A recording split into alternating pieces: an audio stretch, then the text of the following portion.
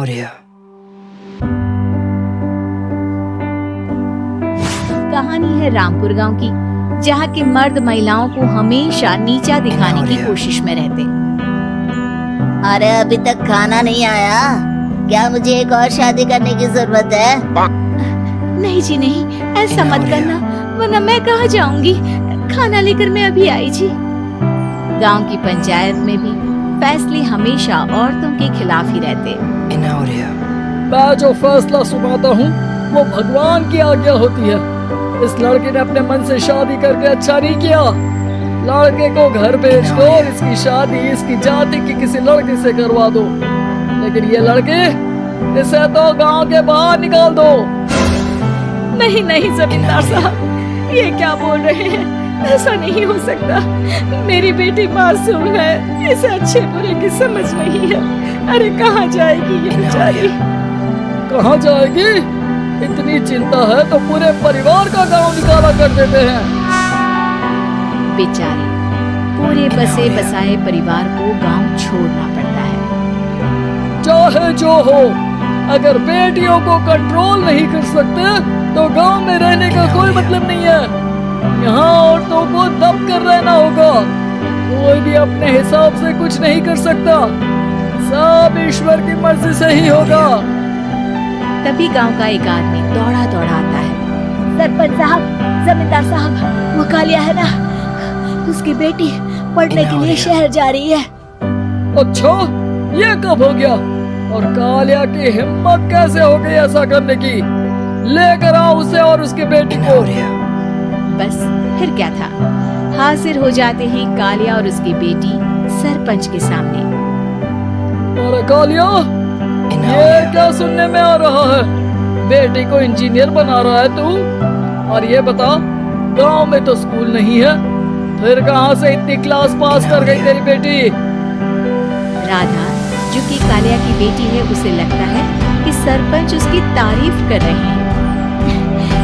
सरपंच जी, मैंने ऑनलाइन पढ़ाई की है, डिस्टेंस लर्निंग से।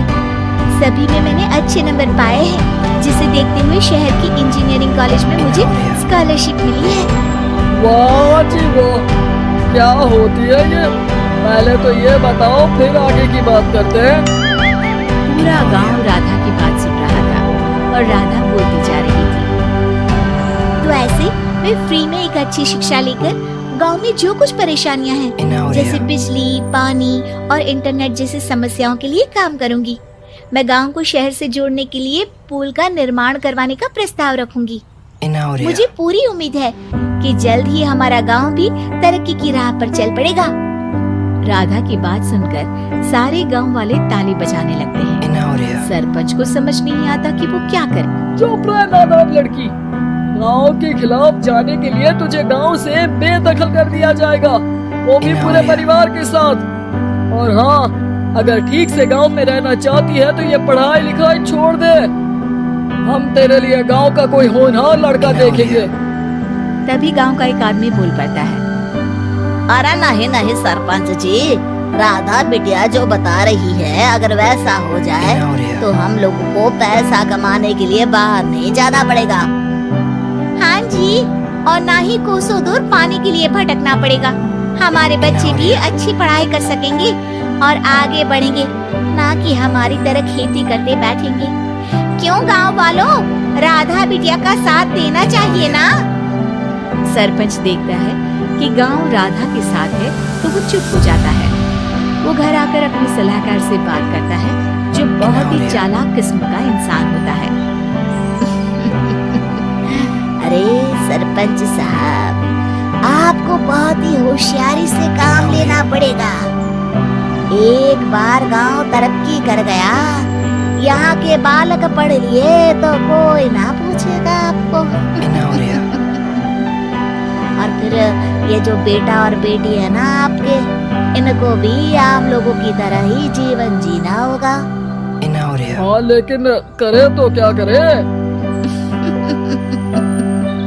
वो ना अब मुझ पर छोड़ दीजिए, बस मैं जैसा बोलूं करते जाइए। अगले रोज सुबह जब गांव वाले सोकर उठते हैं तो राधा के घर के बाहर और साथ ही वो लोग जिन्होंने राधा का सपोर्ट किया था उनके घर के आगे लाल रंग से कल आऊंगी लिखा होता है। कल आऊंगी? यह क्या होता है? अरे यह तो खून से लिखा है, लगता है कोई भूत प्रेत या चुड़ैल का साया है। चलो सरपंच जी के पास चलते हैं। सभी सरपंच के पास जाकर उसे सारी बात बताते हैं। और ये तो बड़ी मुश्किल की बात है। चलो मैं एक बाबा को जानता हूँ, उन्हें बुला लेता हूँ। सरपंच बाबा को लेकर गांव के घर के बाहर जाता है। ओहो, तो ये वो चुड़ैल है जो उन लोगों को निशाना बनाते हैं जो गांव को बदलने का सपना देखते हैं। वो गांव को ऐसे ही संपन्न देखना चाहती है, वो नहीं चाहती कि कोई बाहरी यहाँ का कायाकल्प करे। क्या तुम लोगों में से किसी ने गांव को बदलने की सोच रखी है? तभी राधा की माँ रोते रोते आती है। मेरी राधा घर से गायब हो गई है। अरे कोई तो बचाओ, मेरी बच्ची कहाँ गई?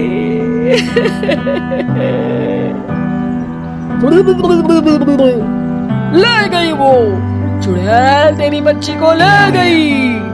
अब वो उसे श्रापित करके छोड़ेगी, उस पर चुड़ैल का साया हो जाएगा। तभी बुरी सी हालत में राधा भी वहाँ आ जाती है। उसके बाल चुड़ैल की तरफ फैले होते हैं और कपड़ों में खून लगा होता है। सभी राधा को देखकर डर जाते हैं। माँ, पता नहीं मुझे कौन उठा कर ले गया था। अरे तू रो जा चुड़ैल, अब हम लोग इस गांव में नहीं रुकेंगे। अरे कैसे बातें कर रहे हैं आप? कल तो आप मेरे भरोसे गांव का हुलिया बदलने, अपने बच्चों को पढ़ाने और तरक्की उन्नति की बात कर रहे थे, तो आज क्या हो गया आपको? ये फिर तुम लोगों को बहकाएगी। ये चुड़ैल गांव में आ चुकी है, ऐसे ही ये तुम्हारे घर के बच्चों को भी ले जाएगी। गांव वाले राधा को गांव से बाहर निकाल देते हैं। उसके माँ बाप रोते रहते हैं लेकिन गांव वाले नहीं मानते। मैं भी अपनी बहन के साथ गांव के बाहर रहूंगा, लेकिन वो पढ़ाई नहीं छोड़ेगी। वहीं सरपंच के घर पर सलाहकार कहता है। देखा, सांप भी मर गया और लाठी भी नहीं टूटी। लेकिन अगले ही दिन सरपंच के घर के बाहर भी वही शब्द लिखे होते हैं और फिर सरपंच की बीवी कहती है, हमारी बेटी को किसी ने अगवा कर लिया है। तभी राधा का भाई वहाँ आ जाता है। अरे गाँव वालों, मैंने सरपंच जी की बेटी को देखा था। वो चुड़ैल उसे उठाकर ले जा रही थी। अरे क्या मजाक कर रहे हो? नहीं नहीं सरपंच जी, आप नहीं जानते। वो चुड़ैल अब आपकी बेटी में आ जाएगी, जैसे राधा के अंदर आ गई थी। तभी सरपंच की बेटी वैसी ही हालत में वहाँ आती है जैसे राधा आई थी। पापा, पता नहीं कैसे मैं गायब हो गई थी। चुड़ैल, इसके अंदर भी चुड़ैल का साया है, मारो इसे। अरे नहीं नहीं, इसे भी राधा के पास गांव के बाहर ही भेज दो। अरे चुप रहो, मेरी बेटी कहीं नहीं जाएगी और चुड़ैल बुड़ैल कुछ नहीं होता है। अरे कैसे बात कर रहे हो सरपंच जी? आप तो बोल रहे थे कि आपका फैसला भगवान का ज्ञान होता है, तो अपने पर बात आई तो अब आप ऐसे बोल रहे हैं। अरे ना ना ना, आपको अपनी बेटी को त्यागना ही होगा। अरे बुलाओ बाबा को। राधा का भाई बाबा को ले आता है, जिसे अब गांव वालों के डर के कारण सच बोलना पड़ता है। मैं कोई बाबा नहीं हूँ, मैं तो मोची था। ये सलाहकार महोदय ने मुझे कहा था एक्टिंग करने को। अब मुझे पैसे देने वाले हैं। अब मुझे माफ कर दो। गलती हो गई, मुझे माफ कर दो। तभी वहाँ राधा आ जाती है। देखा सरपंच जी, जब गांव के बच्चे साक्षर होंगे तो आप जैसे लोगों की चालाकी नहीं चलेगी।